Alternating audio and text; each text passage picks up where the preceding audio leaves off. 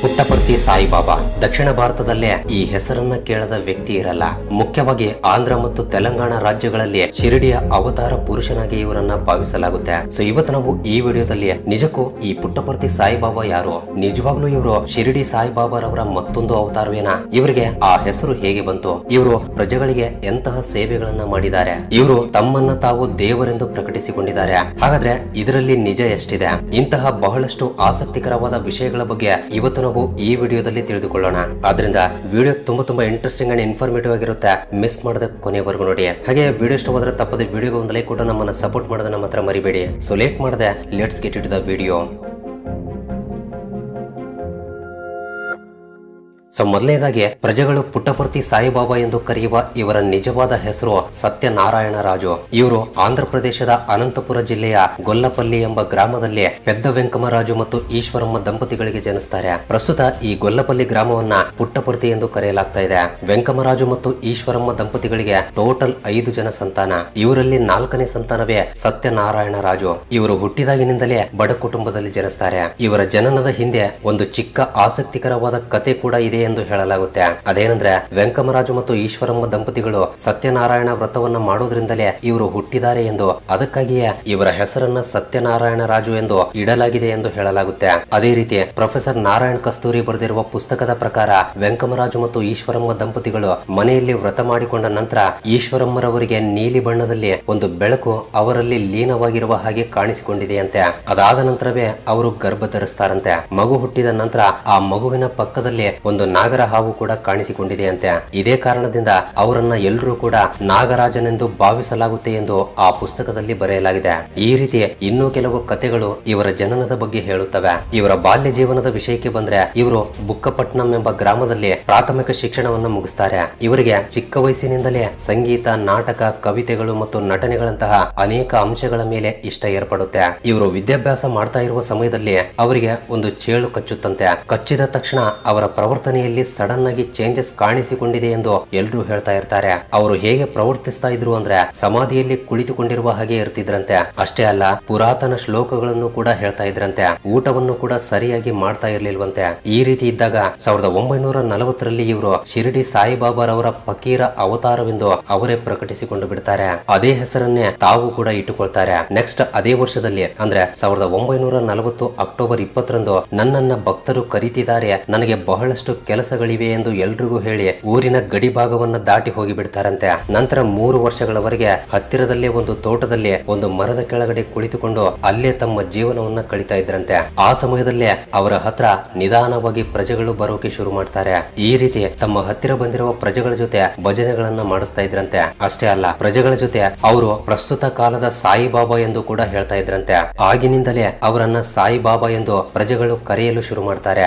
ಈ ರೀತಿ ಆಗಿನಿಂದ ಎಲ್ಲರೂ ಕೂಡ ಇವರನ್ನ ಪುಟ್ಟಪರ್ತಿ ಸಾಯಿಬಾಬಾ ಅಥವಾ ಸತ್ಯ ಸಾಯಿಬಾಬಾ ಎಂಬ ಹೆಸರಿನಿಂದ ಕರೆಯಲು ಶುರು ಮಾಡ್ತಾರೆ. ಇದಾದ ನಂತರ ಸತ್ಯ ಸಾಯಿಬಾಬಾರವರು ದಕ್ಷಿಣ ಭಾರತದ ಮದ್ರಾಸ್ನಿಂದ ಪಾದಯಾತ್ರೆಯನ್ನ ಶುರು ಮಾಡ್ತಾರೆ. ಇದರಿಂದ ಅತಿ ಕಡಿಮೆ ಸಮಯದಲ್ಲೇ ಇವರಿಗೆ ಜಾಸ್ತಿ ಜನ ಭಕ್ತರು ಹುಟ್ಟಿಕೊಳ್ತಾರೆ. ಇದರಿಂದ 1944ರಲ್ಲಿ ಇವರು ಸುತ್ತಲೂ ಇರುವ ಅನುಚರರು ಅವರಿಗೆ ಒಂದು ದೇವಾಲಯವನ್ನು ಕೂಡ ನಿರ್ಮಿಸ್ತಾರೆ. ಪ್ರಸ್ತುತ ಈಗ ಇದು ಸಾಯಿಬಾಬಾ ಆಶ್ರಮವಾದ ಪ್ರಶಾಂತಿ ನಿಲಯವಾಗಿ ಬದಲಾಗಿದೆ. ನಂತರ ಈ ದೇವಾಲಯವನ್ನ ಇನ್ನೂ ದೊಡ್ಡದಾಗಿ 1948ರಲ್ಲಿ ಕಟ್ಟೋಕೆ ಶುರು ಮಾಡಿ 1950ರಲ್ಲಿ ಪೂರ್ತಿ ಮಾಡ್ತಾರೆ.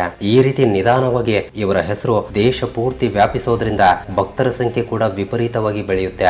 ಅದೇ ರೀತಿ ಇವರ ಹೆಸರಿನ ಮೇಲೆ ಬಹಳಷ್ಟು ಕಟ್ಟಡಗಳು ಕೂಡ ನಿರ್ಮಾಣವಾಗುತ್ತವೆ. ಇದರ ಭಾಗವಾಗಿಯೇ 1954ರಲ್ಲಿ ಬಾಬುಚಿನ್ ಗ್ರೀನ್ ಎಂಬ ಆಸ್ಪತ್ರೆಯನ್ನು ಕೂಡ ಪುಟ್ಟಪರ್ತಿಯಲ್ಲಿ ನಿರ್ಮಿಸ್ತಾರೆ. ನಂತರ 1958ರಲ್ಲಿ ಸತ್ಯ ಸಾಯಿಬಾಬಾ ಅನುಚರರು ಇವರ ಹೆಸರಿನ ಮೇಲೆ ಸನಾತನ ಸಾರಥಿ ಎಂಬ ಪೇಪರ್ ಅನ್ನು ಕೂಡ ಪ್ರಿಂಟ್ ಮಾಡೋಕೆ ಶುರು ಮಾಡ್ತಾರೆ. ನಂತರ 1963ರಲ್ಲಿ ಅವರಿಗೆ 4 ಬಾರಿ ಹೃದಯಾಘಾತ ಉಂಟಾಗುತ್ತೆ. ಆ ಸಮಯದಲ್ಲಿ ಅವರು ಸತ್ತು ಹೋದ ನಂತರ ಕರ್ನಾಟಕದಲ್ಲಿ ಪ್ರೇಮ ಸಾಯಿ ಎಂಬ ಅವತಾರದಲ್ಲಿ ಹುಟ್ಟುತ್ತೀನಿ ಎಂದು ಆ ಸಮಯದಲ್ಲಿ ಹೇಳ್ತಾರೆ.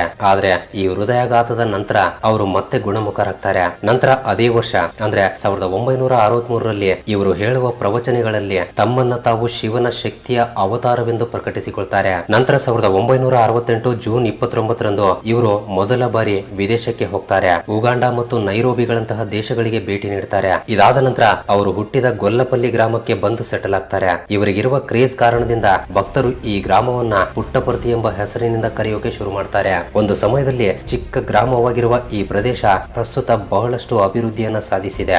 ಈ ಗ್ರಾಮದಲ್ಲಿ ಒಂದು ವಿಶ್ವವಿದ್ಯಾಲಯವನ್ನ ಮತ್ತು ಚೈತನ್ಯ ಜ್ಯೋತಿ ಎಂಬ ಒಂದು ದೊಡ್ಡ ಮತ ಪ್ರದರ್ಶನ ಶಾಲೆಯನ್ನು ಕೂಡ ಏರ್ಪಡಿಸಲಾಗಿದೆ. ಇದರ ಡಿಸೈನ್ ಎಷ್ಟು ಅದ್ಭುತವಾಗಿರುತ್ತೆ ಅಂದ್ರೆ ಇದಕ್ಕೆ ಬಹಳಷ್ಟು ಅವಾರ್ಡ್ಗಳು ಕೂಡ ಬಂದಿವೆ. ಅಷ್ಟು ಸುಂದರವಾಗಿರುತ್ತೆ ಈ ಮತ ಪ್ರದರ್ಶನ ಶಾಲೆ. ಅಷ್ಟೇ ಅಲ್ಲದೆ ಒಂದು ಮ್ಯೂಸಿಯಂ, ಒಂದು ರೈಲ್ವೆ ಸ್ಟೇಷನ್, ಏರ್ಪೋರ್ಟ್, ಇಂಡೋರ್ ಸ್ಟೇಡಿಯಂಗಳಂತಹ ಬಹಳಷ್ಟು ಸೌಲಭ್ಯಗಳು ಇಲ್ಲಿವೆ. ಈ ಪುಟ್ಟಪರ್ತಿ ಆಶ್ರಮಕ್ಕೆ ದೇಶ ವಿದೇಶಗಳಿಗೆ ಸಂಬಂಧಿಸಿದ ವಿಐಪಿಗಳು ಕೂಡ ಬಂದು ದರ್ಶನವನ್ನು ಪಡಿತಾ ಇದ್ರು. ಸತ್ಯ ಸಾಯಿಬಾಬಾರವರ 80ನೇ ಹುಟ್ಟುಹಬ್ಬದ ದಿನದಂದು ಪ್ರಪಂಚದ ಮೂಲೆ ಮೂಲೆಯಿಂದ ಸರಿಸುಮಾರು 10 ಲಕ್ಷ ಜನ ಭಕ್ತರು ಬರ್ತಾರೆ. ವರ್ಷದಲ್ಲಿ ಬಹಳಷ್ಟು ದಿನಗಳವರೆಗೆ ಸತ್ಯ ಸಾಯಿಬಾಬಾರವರು ಈ ಪ್ರಶಾಂತಿ ನಿಲಯದಲ್ಲೇ ಇರ್ತಾ ಇದ್ರು. ಬೇಸಿಗೆ ಕಾಲದಲ್ಲಿ ಕೆಲವು ದಿನಗಳವರೆಗೆ ಮಾತ್ರವೇ ಬೆಂಗಳೂರಿನ ಬೃಂದಾವನ ಆಶ್ರಮದಲ್ಲಿ ಕಳೀತಾ ಇದ್ರು. ಆಗಾಗ ಕೊಡೈಕೆನಲ್ ನಲ್ಲಿರುವ ಸಾಯಿ ಶ್ರುತಿ ಆಶ್ರಮಕ್ಕೂ ಕೂಡ ಹೋಗ್ತಾ ಇದ್ರು. ಇನ್ನು ಸತ್ಯ ಸಾಯಿಬಾಬಾರವರಿಗೆ ಅವರ ಭಕ್ತರು ಮುಖ್ಯವಾಗಿ 3 ಮಂದಿರಗಳನ್ನ ಕಟ್ಟಿಸಿಕೊಟ್ಟಿದ್ದಾರೆ. ಅವುಗಳಲ್ಲಿ ಮೊದಲನೆಯದು ಮುಂಬಯಿಯಲ್ಲಿರುವ ಧರ್ಮಕ್ಷೇತ್ರ, ಇದನ್ನ ಸತ್ಯಂ ಎಂದು ಕೂಡ ಕರೀತಾರೆ. ಎರಡನೆಯದ್ದು ಹೈದರಾಬಾದ್ ನಲ್ಲಿರುವ ಶಿವಂ ಮತ್ತು ಮೂರನೆಯದ್ದು ಚೆನ್ನೈನಲ್ಲಿರುವ ಸುಂದರಂ ಮಂದಿರ. ಬಾಬಾರವರು ಅವರನ್ನ ನೋಡೋಕೆ ಬಂದಿರುವವರಿಗೆ ದರ್ಶನವನ್ನ ನೀಡ್ತಾ ಇದ್ರು. ದರ್ಶನ ಮಾಡಿಕೊಳ್ಳುವ ಸಮಯದಲ್ಲಿ ಬಾಬಾರವರು ಭಕ್ತರ ಮಧ್ಯೆ ನಡೆದಾಡ್ತಾ ಅವರು ಕೊಡುವ ಮನವಿ ಪತ್ರಗಳನ್ನ ಮತ್ತು ನಮಸ್ಕಾರಗಳನ್ನ ಸ್ವೀಕರಿಸ್ತಾ ಇದ್ರು. ವಿಭೂತಿಯನ್ನ ತಮ್ಮ ಕೈಯಿಂದಲೇ ಸೃಷ್ಟಿಸಿ ಹಂಚ್ತಾ ಇದ್ರು. ಆದ್ರೆ ಕೈಯಿಂದ ವಿಭೂತಿಯನ್ನ ಹೇಗೆ ತೆಗಿತಾ ಇದ್ದಾರೆ ಎಂಬುದು ಮಾತ್ರ ಯಾರಿಗೂ ಅರ್ಥವಾಗ್ತಾ ಇರಲಿಲ್ಲ.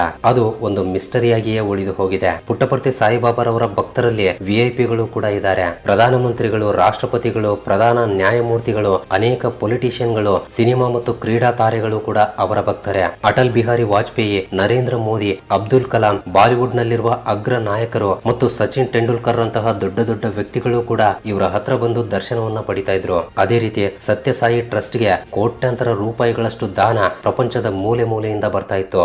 ಈ ರೀತಿ ಇಷ್ಟೊಂದು ಎತ್ತರಕ್ಕೆ ಬೆಳೆದಿರುವ ಇವರಿಗೆ ದುರದೃಷ್ಟವಶಾತ್ 2011 ಮಾರ್ಚ್ 20ರಂದು ಆರೋಗ್ಯ ಕೆಡುತ್ತೆ. ಸುಮಾರು 1 ತಿಂಗಳು ಕಳೆದರೂ ಕೂಡ ಅವರ ಆರೋಗ್ಯ ಗುಣಮುಖವಾಗದೇ ಇರೋದ್ರಿಂದ 2011 ಏಪ್ರಿಲ್ 24ರಂದು ಅಂದ್ರೆ ತಮ್ಮ 85ನೇ ವಯಸ್ಸಿನಲ್ಲಿ ಮರಣಿಸ್ತಾರೆ. ಇವರ ಮರಣಾನಂತರ ಇವರ ಪಾರ್ಥಿವ ದೇಹಕ್ಕೆ ವೇದ ಮಂತ್ರೋಚ್ಚರಣೆಗಳ ಮಧ್ಯದಲ್ಲಿ ಮಹಾ ಸಮಾಧಿಯನ್ನ ಕಟ್ತಾರೆ. ಪುಟ್ಟಪರ್ತಿಯ ಪ್ರಶಾಂತಿ ನಿಲಯದ ಕುಲ್ವಂತ್ ಹಾಲ್ ನಲ್ಲಿ ಎಲ್ಲಾ ಕಾರ್ಯಕ್ರಮಗಳನ್ನ ಶಾಸ್ತ್ರೀಯವಾಗಿ ನಡೆಸ್ತಾರೆ. ಸೊ ಈಗ ಫೈನಲ್ ಆಗಿ ಮುಖ್ಯವಾದ ಪ್ರಶ್ನೆಗೆ ಬಂದ್ರೆ, ನಿಜವಾಗ್ಲೂ ಈ ಪುಟ್ಟಪರ್ತಿ ಸಾಯಿಬಾಬಾರವರು ದೇವರೇನಾ ಎಂಬ ವಿಷಯದ ಬಗ್ಗೆ ಈಗ ಮಾತನಾಡಿಕೊಳ್ಳೋಣ.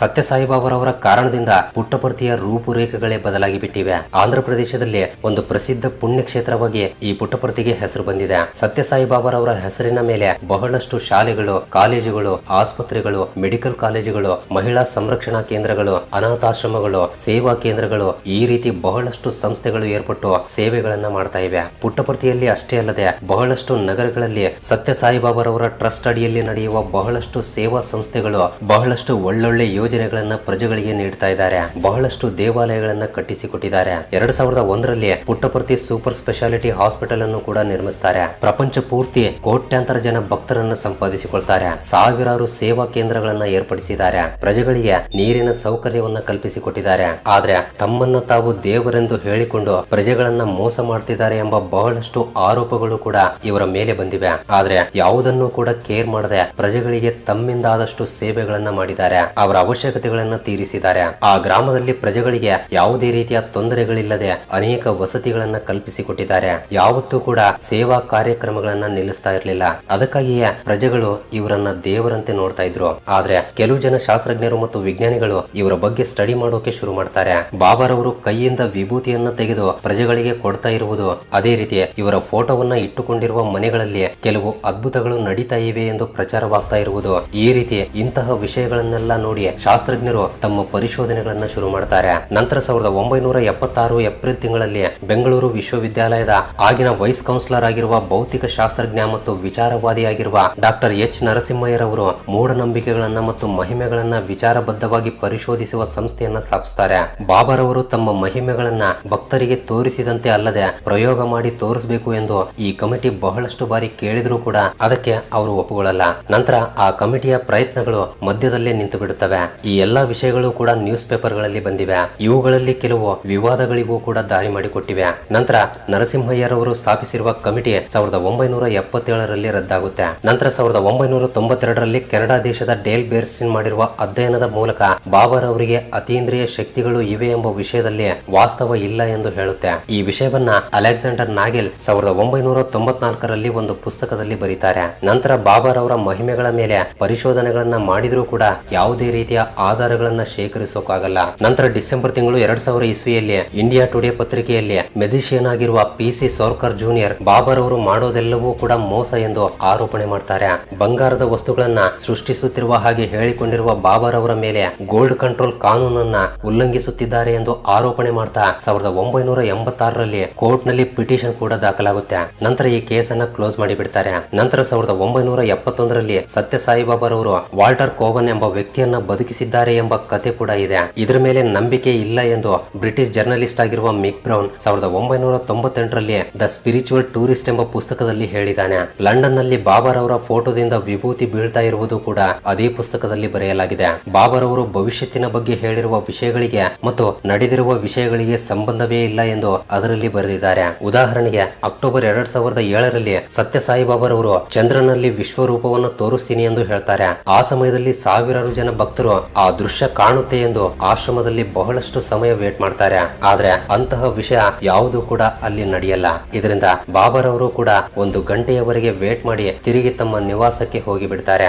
ಬಟ್ ಏನೇ ಆದ್ರೂ ವಿಮರ್ಶೆಗಳು, ಅನುಮಾನಗಳು ಇವೆಲ್ಲವನ್ನೂ ಕೂಡ ಪಕ್ಕಕ್ಕಿಟ್ಟು ನೋಡಿದ್ರೆ ಪ್ರಜೆಗಳಿಗೆ ಇವರು ಮಾಡಿರುವ ಸೇವೆ ಮತ್ತು ಈಗ ಅವರ ಹೆಸರಿನಿಂದ ಟ್ರಸ್ಟ್ ಗಳು ಮಾಡ್ತಾ ಇರುವ ಸೇವೆಗಳು ಬಹಳಷ್ಟು ಜನರಿಗೆ ಉಪಯೋಗವಾಗ್ತಾ ಇವೆ. ಸೊ ಈ ಎಲ್ಲಾ ವಿಷಯಗಳನ್ನ ನೋಡಿ ಸತ್ಯ ಸಾಯಿಬಾಬರ್ ಅವರು ದೇವರು ಹೌದಾ ಅಲ್ವಾ ಎಂಬ ವಿಷಯವನ್ನ ಪ್ರಜೆಗಳೇ ತೀರ್ಮಾನಿಸಬೇಕು. ಹಾಗಾದ್ರೆ ನಿಮ್ಗೆ ಏನ್ ಅನಿಸ್ತಾ ಇದೆ? ತಪ್ಪದೆ ನಿಮ್ಮ ಅನಿಸಿಕೆಗಳನ್ನ ಕೆಳಗಡೆ ಕಮೆಂಟ್ ನಲ್ಲಿ ಶೇರ್ ಮಾಡಿ. ಸೊ ಇದು ಫ್ರೆಂಡ್ಸ್ ಈ ವಿಡಿಯೋಗೆ ಇಷ್ಟೇ. ವಿಡಿಯೋ ಇಷ್ಟವಾಗಿದ್ರೆ ತಪ್ಪದೆ ವಿಡಿಯೋಗೆ ಒಂದು ಲೈಕ್ ಕೊಟ್ಟು ನಿಮ್ಮ ಫ್ರೆಂಡ್ಸ್ ಅಂಡ್ ಫ್ಯಾಮಿಲಿ ಜೊತೆ ಕೂಡ ಶೇರ್ ಮಾಡಿ. ಅಂಡ್ ಫಸ್ಟ್ ಟೈಮ್ ಯಾರಾದ್ರೂ ನಮ್ಮ ಚಾನಲ್ ಅನ್ನ ಈಗ ನೋಡ್ತಾ ಇದ್ರೆ ತಪ್ಪದೆ ಸಬ್ಸ್ಕ್ರೈಬ್ ಮಾಡ್ಕೊಂಡು ಪಕ್ಕದಲ್ಲಿರುವ ಬೆಲ್ ಐಕನ್ ಅನ್ನ ಆಕ್ಟಿವೇಟ್ ಮಾಡ್ಕೊಳ್ಳಿ. ಅಂಡ್ ವಿಡಿಯೋವನ್ನ ಕೊನೆವರೆಗೂ ನೋಡಿದ್ದಕ್ಕೆ love you so much guys.